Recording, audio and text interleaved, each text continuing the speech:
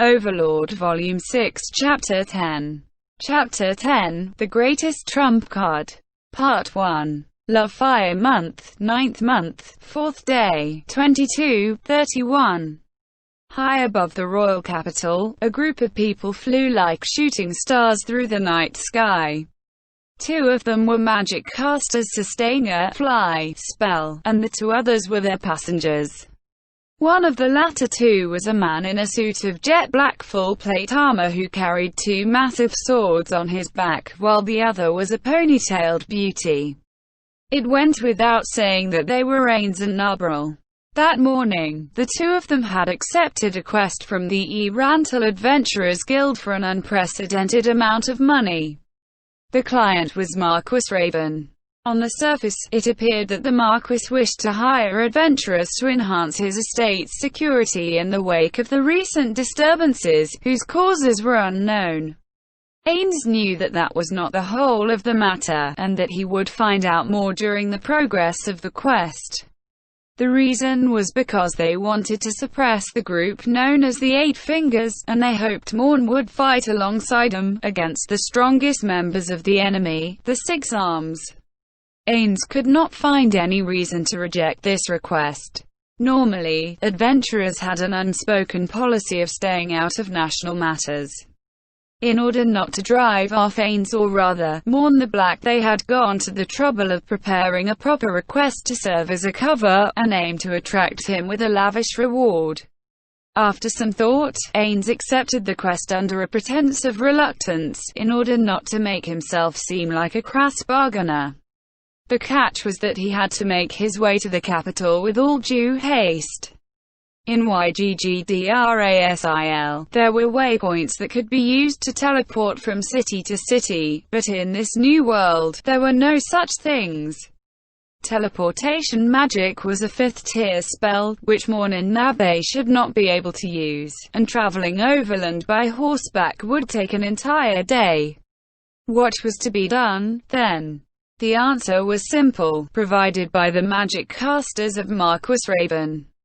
They used accelerated flight spells in combination with the floating board spell, and together they took Ains and Nabe with them to the capital at great speeds. How did they do this? The answer was very simple. Ains and Nabe sat on the floating disc, which reduced their effective weight, so carrying the two of them would not slow them down appreciably. In this way, they had rushed straight to the capital all day long until now. However, time was still very tight even with the use of this trick, and they had already fallen behind schedule. Because of this, Ains was slightly worried. If he arrived and was told he was no longer needed, what reward, if any, could he collect? Though Ains had been drawn by the unprecedented reward, it was doubtful that the requester would be willing to pay out to someone who had done nothing. Ains sighed quietly. He sounded like he was praying, like an employee with a poor performance review hoping against hope for some kind of bonus. No matter what, he had to earn this bounty. He had already decided how he would spend it. As these thoughts ran through his head, Ains saw the capital for the first time from the sky at night. He regretted that he could not take his time to enjoy the view. The capital was dark, and it didn't seem like a bustling city at all. Even so, it was a fascinating experience for Ains, whose eyes could see clearly in the darkness. Watching quietly from above, Ains's eyes spotted an interesting sight. A light in the distance. Though nothing much happened at first, when he saw the rising black flames, he realized that this was an emergency situation. Wait. Look. There's a glow of spellcasting over there. Indeed. It does look like some kind of magic. The magic caster that had followed the pointing of Ains's finger did not seem to think much of it. A normal person would have had trouble making out the glow through the darkness and the distance, much less analyzing it. What's wrong? Is this sort of thing commonplace in the capital? Or are these fireworks to welcome me? The magic caster did not laugh at the joke. Indeed, the expression on his face was very serious. That was one of the 8 locations we were supposed to attack. I see. I thought we'd arrived too late, but it looks like we'll be doing some work after all. Understood. We will head towards that location. Stop. It looks like there's a pretty high-level magic caster present. If you're pulled into this, don't you think you might lose your life? Then what are we supposed to do? Ains looked away from the magic caster's conflicted expression and turned to Nabril. Nabe, use fly, and take me in closer. On my mark, drop me right on top of them. Certainly. Love Fire Month, 9th month, 4th day, 22:33.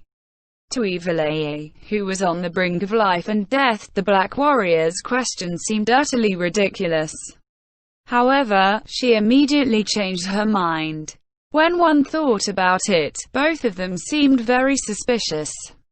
After all, it was a confrontation between 2 masked figures, and it wasn't unthinkable that they might be seen as conspirators fighting among themselves. Then, hoping that she'd correctly deduced the identity of the Black Warrior, Evilaa cried out, "Dark Hero, I am Evilaa of Blue Rose, and I appeal to you as a fellow Adamantite-ranked adventurer. Please, aid me." The moment she made her plea, Evilaa realized that she had made a mistake. That was the difference in the fighting strength between herself and the enemy. Even with the help of Morn the Black, a fellow Adamantite-ranked adventurer, what could they do? The demon facing Evilaa was one she could not hope to defeat, even with his help. It would be like going from a scrap of paper to 2. Either way, they would both be scattered by the raging storm before them. If he accepted Evilaa's request, she would be directly responsible for his death. What she should have done was to tell him to flee, and if possible, take the bodies of her comrades with him. However, I understand. The man stood before the demon, hiding Evilaa behind his back. Evilaa held her breath. In the moment that he stood before her, she mistook him for a massive, sturdy wall, the kind that would defend a city. A sense of security and relief filled her to the depths of her heart. And the demon confronting them actually bowed his head, as though he were a commoner showing due deference to a nobleman. It could not possibly be respect. He must have been mocking him. Was this demon merely playing games? My, such an honor you pay us this night. Might inquire as to your noble name. This one is known as Jaldari. Jaldari? She heard the surprised voice of the man underneath the jet-black helm, followed by a mumbled, "What a weird name." She did not think it was weird. In fact, Evilaa had no idea what to think of it. She knew quite a bit about the lore of demons and other infernal beings, but next to nothing about this name. Jaldari, is it? I understand. My name is Morn, and like she said, I am an Adamantite-ranked adventurer. Though bathed in Jaldabaith's disapproval, the warrior of darkness Morn carried on as though he had not noticed it at all. So that's what he's doing, Evilaa thought with approval. In order to draw his opponent out and learn from him, Morn exercised his iron discipline and kept his emotions from showing. It was clear why the man called Morn was recognized as a first-rate adventurer. Evilaa, who was ashamed of how easily her emotions had taken control of her, moved into the shadow of Morn's crimson cape in order not to distract the two of them from their exchange of words. Even though Morn seemed willing enough to assist, she had the feeling that she would be getting in the way. Morn and Jaldari did not bother acknowledging Evilaa's presence.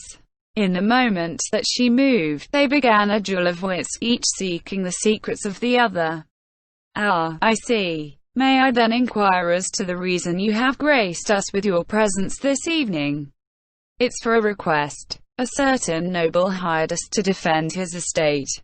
But as I flew through the skies above the royal capital, I saw this battle. I assumed that it was an emergency, and naturally I jumped in. Said noble was Marquis Raven, who had requested the presence of adamantite-ranked adventurers in the capital, heedless to the risk of running afoul of the unwritten adventurer's policy of not getting involved in politics. One could tell he was desperately in need of the manpower to deal with the Eight Fingers. And what is your objective? A mighty item capable of summoning us to this plane and commanding us has found its way to this city. We're here in order to retrieve it, of course. And what if we gave it to you? Wouldn't that solve the problem? Unfortunately, that would be impossible. There can only ever be hostility between us. What kind of conclusion is that? Dejaldari, must we be enemies? That is precisely so. Evil AA tilted her head at the surreal sight before her. They were simply exchanging information. How did that even make sense? Well, I understand, for the most part. In that case, you shall be defeated here. Any problems with that? Morn spread both his arms, and the great swords which were like an extension of his hands seemed to shine. That would be inconvenient. Do permit me to put up a bit of resistance. Then here I come. He stepped forward. No, that was not right. The Morn standing in front of her had vanished. He was engaged in an intense melee with Jaldari. It had developed into a struggle that Evil AA could not describe with words. The after-images of countless swords, parried and countered by the extended claws of Jaldari. Incredible. There were many ways to render praise, but at this moment, Evil AA, who was entranced by the dazzling swordplay before her, could only offer up that single word. It exceeded the blows of all the swordsmen in her memory. She saw the form of the warrior who would cleave through the darkness that wrapped the world and all its evil in one stroke. She felt like the princess in the songs of the bards. And the dark warrior before her seemed like a knight come to her rescue. An electric current ran up her spine from between her legs, and Evil Eye's petite frame quivered. The heart of hers that had been still for over 150 years seemed to beat quickly once more. Placing her hands on her breast, she found that of course there was no movement there. Even so, it felt real enough to her. Please win, Morn-sama. Evil AA clasped her hands together in fervent prayer, hoping that her knight would triumph over the fearsome devil before her. Clang! Jaldari was blown a good distance away, with a sound that did not seem like it could have come from a body of flesh and blood. Though he remained on his feet, he was still skidding over the cobblestoned floor at a rate that would swiftly wear out the soles of his shoes. After several dozen meters, he finally came to a halt, and dusted himself off. Truly spectacular. Crossing blows with a genius warrior like yourself might have been a mistake on my part. With a great wham, Morn stabbed his sword deep into the stone beneath him. Then, he used his free hand to sweep a chunk of stone away from his neck before calmly replying, "Enough with the pleasantries. You're hiding your true power too, aren't you?" It seemed almost unbelievable that neither party was going all out despite the scope of this battle. Could he be a godkin? The offspring of the beings known as players were people who might awaken incredible power from within themselves. The slain theocracy called these people demigods. Or, more precisely, they were the ones who carried the bloodline of the 6 gods within their veins. If they had the blood of others, they would be termed differently. It seemed very likely that this Morn was of the bloodline of a player. Or rather, it would be better to say that no human could have possessed such power. My, it seems I couldn't hide it from you after all. You are Morn-san, are you not? Indeed, Jaldari, my name is Morn after all. Very well, then. Here I come. Aspect of the devil. Tentacle wings. Wings sprouted from Jaldabaoth's back, but the feathers covering them were abnormally long, evoking the appearance of tentacles. He spoke evenly to Morn, who remained on his guard. You are strong. There is no doubt that your might exceeds my own. Though it is not exactly to my taste, permit me the use of this method. While your own defense is formidable, can the same be said of the small fry behind you? How will you deal with that, then? Perhaps you should focus on defending her, no? With that, he cast forth a hail of feathers. Their tips were razor-sharp, capable of slicing cleanly through muscle and bone. Evil was defenseless in the face of this onslaught. She had no more mana to cast Crystal Wall. All she could do was wait and hope for a miracle. But as it turned out, Evil had been underestimating the Dark Warrior. As the sound of metal rang out, Evil looked up, and saw a stout shield standing before her. The shattered remains of the feathers were scattered everywhere. Even though they were capable of shredding a human being to pieces, it was still a beautiful sight. "It's good that you're all right." It was a calm male voice. His arm, swinging his sword at incredible speed. His breathing was measured and his tone was calm, even as he furiously deflected the feathers coming at them. "Ah, your shoulder. Are you okay?" Morn's pauldron had a feather stuck in it. Said feather had fallen pauselessly out of the air after being cut down. It looked like a decoration on his armor. "That's nothing. Attacks of this level aren't even worthy of consideration. Rather, I am glad that you're all right." He chuckled. Evil felt her heart lurch with a ba-dump. Her face was hot under her mask, which felt like it was going to scald her. "Marvelous. For defending her without letting her sustain so much as a scratch, I, Daldry, offer you my heartiest congratulations. Truly, a marvelous display. Like I said, enough with the pleasantries. Tell me, Daldry, why are you pulling away?" With that, Morn scooped up Evil in one arm and hugged her close to him. Her unmoving heart felt like it was going to burst from her mouth. In her mind, the stupid stories of the stupid bards kept pounding through her brain, over and over again. Especially the ones where the knight carried the princess while doing battle. Any sensible person would realize that carrying a burden while fighting a strong enemy was nothing but foolishness. But bards throughout the world, I'm sorry. A true knight does indeed carry the frail maiden in his arms, fighting while protecting her. What am I thinking? So embarrassing. And then, Evil Eye's joy fell flat in an instant. She imagined herself in a princess carry position. However, in reality, she was being carried like a piece of luggage under his left arm. No, that was actually the best way to do it. Compared to a mature adult woman, Evil was small and light. In order to maintain his center of gravity, it made perfect sense for Morn to carry her like this. She knew she had no grounds to complain, and her heart still burned with the anger of seeing her companions murdered. She knew full well this was not the time for such foolishness. Even so, there was no way to fully quell the unhappiness inside her heart. Maybe if she had hugged him of her own accord, it might have made things easier for him. But she was not confident of being able to hang on to him if he chose to fight at those breakneck speeds again, so she kept quiet. Evil once again watched the battle unfolding between Morn and Jaldry. The distance between the two of them had widened further than before, but for the top-class warrior and the super-class demon, it seemed little more than an extra step for both of them. "Then, shall we begin?"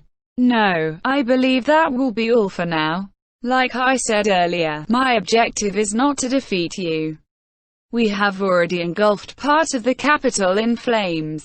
Once we have established the breach, rest assured that we shall certainly send you to the underworld atop a pyre of purgatorial flame." With that, Daldry turned and vanished. His movements did not seem hurried, but in moments the distance between them had lengthened, and he faded into the night. No, this isn't good, Morn-sama, if we don't pursue him. As Jaldari vanished from sight, Evil AA began to panic, but Morn shook his head. I can't do that. He was retreating in order to carry out his plan. If I pursued him, he would fight with his full power. And if he did that, Morn did not have to finish the sentence for Evil AA to understand. If he gets serious, you'll get caught in his attacks and die. Something to that effect. But even if they stayed put, that despicable fiend would surely use attacks that would hit Evil AA anyway. The fact that Morn was defending Evil AA proved that Evil AA had value as a hostage. Morn had risked himself to save her life, and she could not do anything to help him. She hated that. To think she had said such high-sounding things to climb. Now then, Nabe, what do you think we should do? In response, a woman descended slowly from the sky. The Dark Hero Morn's team included the magic caster known as the Beautiful Princess. Back then, Evil AA had laughed at the vanity of such a nickname, but now, with the real person in front of her, she found herself holding her breath. She was too beautiful. A foreigner. With looks like that, she must have come from the south. Evil AA kept watching her, unable to look away. Morn-san, why don't we head to the residence of the nobleman who hired us, as originally planned? Should we ignore Jaldari? Isn't stopping that fellow's plans the whole reason why I'm here? Perhaps, but we should still obtain the permission of the client. That seems most important. That is true. In light of that, I suggest tossing that oversized mosquito aside. Forgive me, I was worried you might have been hit by that attack just now. Morn slowly lowered Evil AA to the ground. Not please, don't mind me. I understood your intentions. Evil AA bowed deeply to Morn. Thank you very much for all your help. Allow me to reintroduce myself. I am Evil AA, of the Adamantite Ranked Adventuring Party Blue Rose. No need to be so formal. I am Morn, an Adamantite Ranked Adventurer like yourself. The magic caster here is my companion, Nabe. So what will you do after this? Are those two your companions? If you need someone to carry them for you, it shouldn't be a problem. He pointed to Garen and Tia. I am deeply grateful for your offer, but there is no need. Our colleagues should be arriving soon. Perhaps they can cast the resurrection spell upon them here. Resurrection spells. You can use them. Yes. Our team leader Lacus can bring the dead back to life. I see. Then, if I may ask, from how far away can one cast a resurrection spell? What do you mean? That is to say, let's say you wanted to resurrect these two. If you cast your spell from far away, in the Empire, for example, where would they resurrect? In the Empire, or where their bodies lay? Why was he so interested in resurrection magic? Curiosity, perhaps? People who could use the 5th tier of divine magic were very rare, so it was not unusual to be interested in this topic. Perhaps someone important to him had died. In that case, Evil Eye's reply would be cruel to him. She could only pray that was not the case. I'm not too clear on the details, but I heard Lacus needs to be very close by in order to cast the resurrection spell. So, with regard to your question, it would be impossible to cast the spell from the Empire, Morn-sama. Then, another question. After resurrection, would the two of them be able to fight immediately? It would be impossible. Evil AA replied. The spell Lacus cast was the 5th tier spell, Raise Dead. The process of resurrection drained tremendous amounts of life force. Iron-ranked adventurers and below would be reduced to ash without fail if it was cast on them. Adamantite-ranked adventurers could be revived without a problem. But the resurrection would drain so much life energy from them that they would not be able to move, and recovering this life energy would take a long time. If Jaldari was right, not only were they still in danger, but they would also be deprived of a great amount of fighting strength. No, under these conditions, nobody can fight Jaldari besides the great man in front of me. Resurrecting the two of them would do nothing to alter the circumstances. It would be wiser for them to focus on recovery after their revival. I see. I think I have the general idea now. If possible, I think I would like to meet this Lacus lady. Would it be possible for me to wait here with you? Why do you want to see Lacus? Evil Eye's words had already left her mouth before she could recover her composure. She did not understand the reason why she had spoken either. In the instant she heard Morn saying that he wanted to see Lacus, her heart was filled with resentment. It even shocked herself, and her outburst had alarmed Morn too.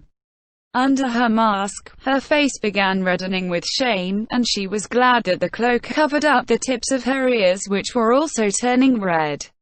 I was hoping to ask about revival magic, and also to meet with the leader of Blue Rose, who are fellow adventurers of the same rank as myself, and who are my seniors besides.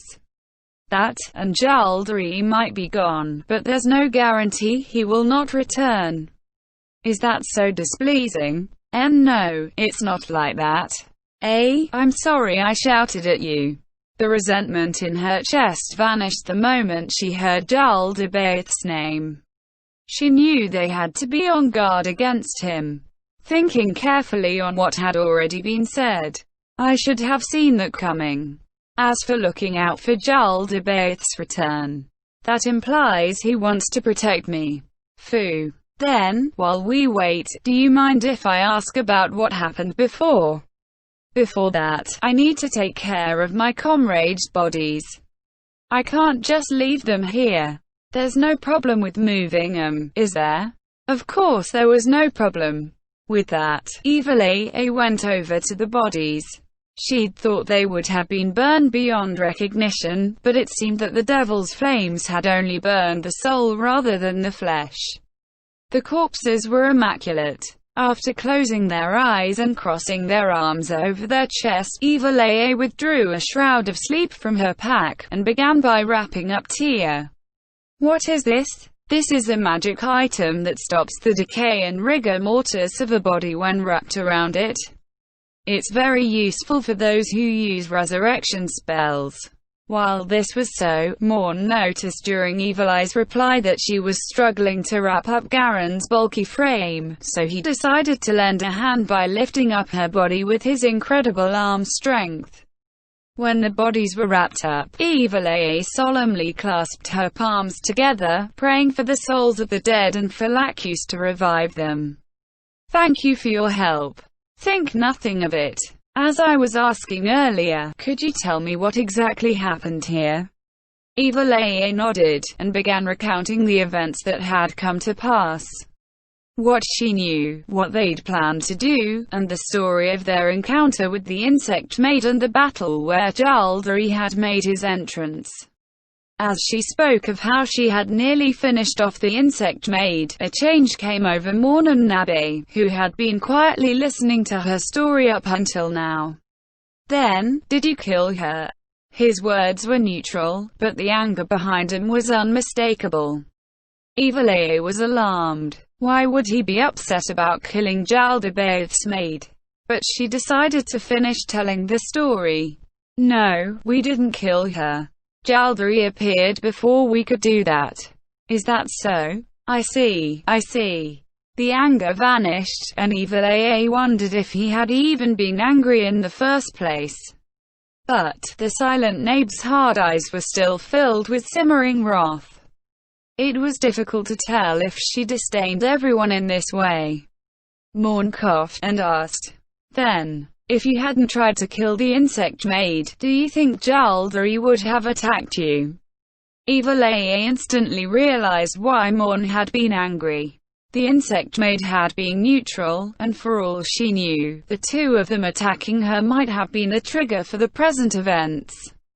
They had trod on the tail of a tiger which they should not have. It was only natural for adventurers to avoid unnecessary battles.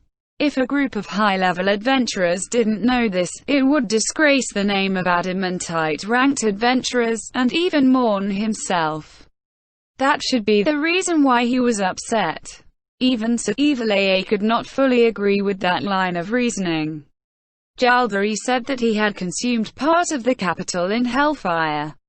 A maid following someone like that couldn't possibly be a normal person. I believe my colleague's decision to fight her was the correct course of action. That was the one thing she could not compromise on. That maid had been stronger than Garen and Tia. Knowing this, they had still fought on. There had to be a reason for that. She had to believe that her comrades had had a good reason for what they did. The defensive Evil AA and the silent Morn looked at each other, as though peering through her mask and his closed helm. Although neither could see each other's face, Evil AA was certain that she was staring into Morn's eyes. In the end, Morn was the first to look away. I see. You were right. I apologize. He lowered his head to her. That shocked Evil AA. Even though her belief in her comrades was firm, she still couldn't make her savior humble himself like that. Ah, please, raise your head. Such a wonderful person, like you should. Yui. As she realized what she had just said, Evil AA let out a pathetic yelp. While it was true that Morn was an outstanding individual, when he thought about it, using the word wonderful to describe him was. Evil AA squealed in her heart. Ah, I can't help it, he's too damn cool. Is it wrong for me to feel like a girl again, just once in hundreds of years? After all, he's a mighty warrior who's stronger than me.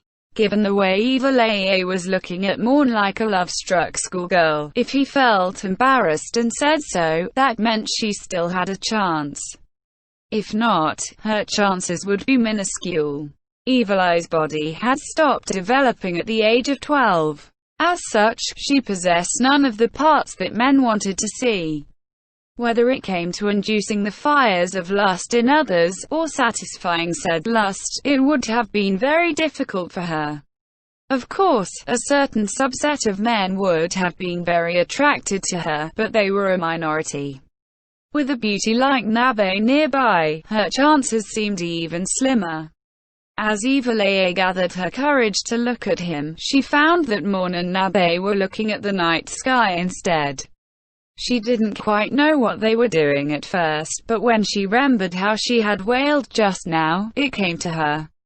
The two of them had taken her cry as a warning. No, it's not. With nothing to say, the feeling drove her to the brink of tears. Perhaps you were mistaken. There's nothing there, Morn said as he scanned the surrounding sky. Don't worry about it. I'm truly sorry. Think nothing of it. It's better to be mistaken than ambushed. Nabe returned her sword to her back, as Morn replied to Evil AA with one sword in hand. His gentleness left Evil AA speechless. In that moment, the edge of her vision lit up. The color was not the pure white of magic, but a malevolent red, the color of a roaring blaze. Morn-san, look over there. As Nabe said this, the two of them turned to look at the crimson radiance. Evil Eye's eyes widened, for she knew what had caused the fire. What? That's... The crimson fire spat tongues of flame toward the sky, as though it aimed to burn down the heavens. It was easily more than 30 meters high, and she could hardly imagine how wide it was, several hundred meters, maybe more. The wall of flame swayed like a veil, and encircled the city like a girdle. Evil AA, who had been shocked senseless by the sight, heard a soft male voice in her ear. The flames of Gehenna. As though her neck was on springs, she snapped her head to the side to face Morn. What is that? Morn, do you know what that huge wall of flame is? Morn's shoulders trembled slightly as he replied, with an uncharacteristic lack of confidence. No, I can't be very sure about that. Can I tell you again after I confirm the details? That's all right. I need to discuss something with Nabe. Please excuse us. Can't I come along too? No, it's a personal thing. Please, excuse us. It was so basic, so obvious that Evil felt ashamed for even asking in the first place. Her wandering eyes settled on the woman known as the beautiful princess. On her face was a triumphant smile. She might have been mistaken, but then again, she might not. It was only natural for a woman to feel superior to all other women when a great man paid special attention to her. Evil was unable to suppress the strange feeling boiling up inside her. It was an anger that disgusted her. The flames of jealousy. He's not just strong, he also knows things even I don't. I'll never meet a man like him again. Human females were naturally attracted to the strong. When threatened by a powerful outside force, it triggered a reproductive instinct to join with a strong male and bear his children, receiving protection for herself and her offspring. Of course, not all women would select a man in this manner. Personality, looks, many factors could lead to love. Even so, there was a very strong inclination to look for strength in a partner. Evil looked down on such women. It's foolish to want to be protected because you're weak. Instead, all you need to do is become strong, and you won't need anyone to protect you. That should be the way. But if she let a man like this go, would she ever meet anyone else who could satisfy her so completely like he could? Evil would not age, but Morn would surely grow old and die before her. And no matter how hard she tried, Evil would never be able to bear Morn's children. Decades later, she would be lonely again. Still, she thought it might be good to live as a woman for once in her life. Another woman can have the child. The most important thing is love. I certainly won't begrudge him a mistress or two. Then, please wait here for a while. I apologize for Evil I'm sorry. I was thinking about something myself, things to discuss with my party. I'll wait here, then. Truth to be told, she did not want to part with him. But she also did not want to hang around the woman to whom she had wholeheartedly admitted her defeat. Of course, she could not say such a thing. Nobody wanted a woman who was too clingy. Men were creatures who wanted to flee the more you tried to tie them down. She recalled the idle chatter in the tavern. She had laughed it off at that time because she thought it had nothing to do with her. What a waste. Even trivia like that has its uses. I should have listened closely. But would it be too late to start now? Will I have time to learn how to be a woman? As she watched the receding shapes of the two adventurers, Evil Eye's head started filling with wild thoughts. She knew now was not the time for idle fantasies, but she knew too little about what was going on, let alone how to proceed, and so she didn't do anything. Even so, Evil would be going into a battle in which she might perish. In that event, she might as well sigh and earnestly consider something else to prevent her dwelling on it. It's a fact. She did not know what her body was good for if it could not bear children, but it was an avenue that was still worth thinking about. Defeating Jaldari and making a future. The blaze in Evil Eye's heart roared up, as though challenging Jaldabaoth's wall of fire. The only one who can beat you is Morn-sama. Then, I will dispose of the trasher around you. This time, if the maid shows herself, I will kill her. I was once the cursed being known as Landfall. Don't look down on me, Jaldari. I don't think she'll be able to hear us here. It would be very difficult to listen in on us from so far away. Even so, we should still be prepared. Ains activated a cache item. It had the power to prevent eavesdropping, but it felt like a waste because it was a one-use item.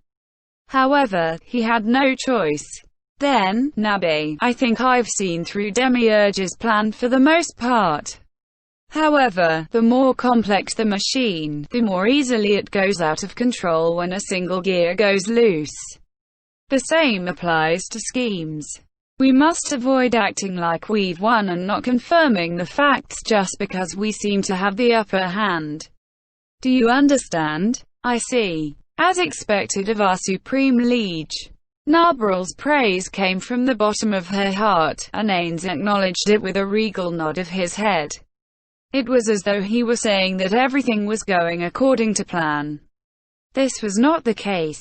He felt as though he was going to drown in the lake formed from his non-existent cold sweat.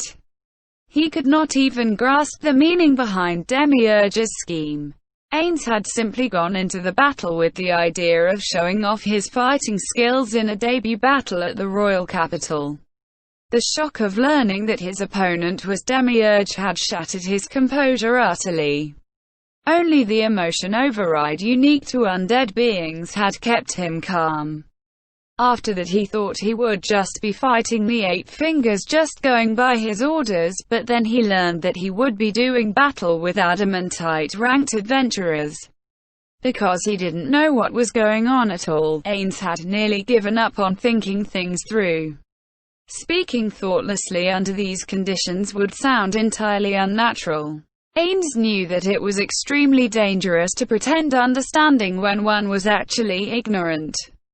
Perhaps it might have been wiser to reveal his lack of knowledge, but under the circumstances, it was ill-advised. A supreme being worthy of loyalty would have to demonstrate a fitting amount of foreknowledge. If a superior, especially one of a CEO's level, proved himself too incompetent, his subordinates would lose their trust in him. Therefore, he had frantically racked his non-existent brain cells to produce the aphorism he had just spouted. Perhaps Nabral was too honest, or the words he spoke had been unexpectedly meaningful. Nabral's eyes were filled with respect. As such, Ains made a request of her under the pretense of ordering her. Umu. Then, in order to ensure the success of Demiurge's operation, make contact with him. I will not do it personally because that woman might still be watching. And right now, I cannot use magic. That evil AA hadn't let her guard down for a single moment. I don't have proof, but I'm sure she's already suspecting me. How could that be? There's no such thing. Perhaps there's another reason she's looking so closely at you. Ains looked at Nabral while trying not to make it obvious that he was staring at her. That has to be the reason. I roughly understand how that woman thinks. I believe revealing my anger when we discussed Entima was a fatal mistake. Perhaps I should have just killed her off without hesitation. There was no answer to his words. When he had heard Entima had nearly been killed, Ains's anger had flared up. Although it had been suppressed in an instant like all intense emotions, in that instant that he had been filled with murderous rage. It was a miracle that he had not promptly chopped off Evil Eye's head with his sword. He had suppressed his killing intent and not acted on his anger because earlier, he had concluded that killing Evil Eye would have been counterproductive. At long last he had found an introduction to someone who could use resurrection magic, and they were in a position to benefit from it. Ruining this would be too much of a waste. Perhaps I've grown, and learned to control myself.